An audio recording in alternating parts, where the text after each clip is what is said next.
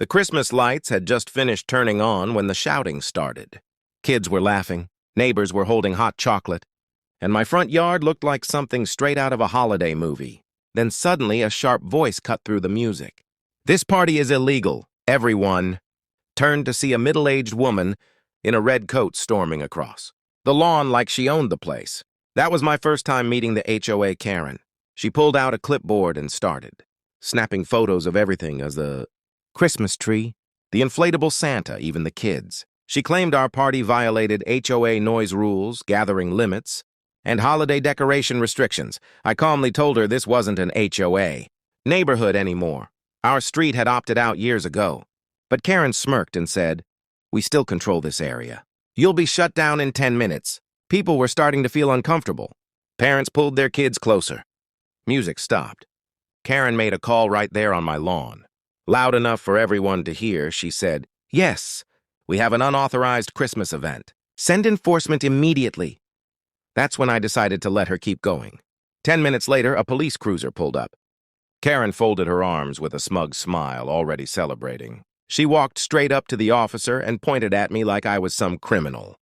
"That man is hosting an illegal gathering." "Shut it down." The officer looked at me, then froze. "Wait, Mayor?" Karen's smile vanished. "Yes," I said calmly. "That would be me."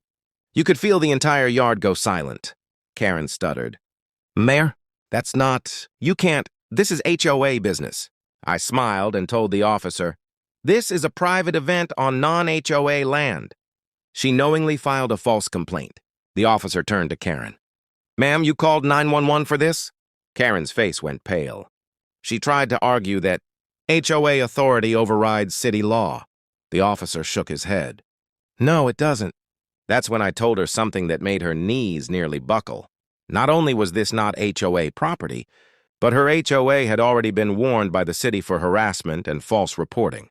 Her call just became their next violation. Karen went from shouting to whispering in about 3 seconds. The officer wrote her a citation for misuse of emergency services. Then he told her she was the one who had to leave or be arrested for trespassing. As she walked back to her car, people started clapping.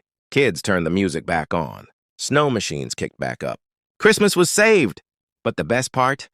3 days later, her HOA received a massive fine for repeated harassment of non-HOA residents, and Karen was removed from the board. So yeah, she tried to shut down our Christmas party. Instead, she shut down her own power. And the party? It went on until midnight.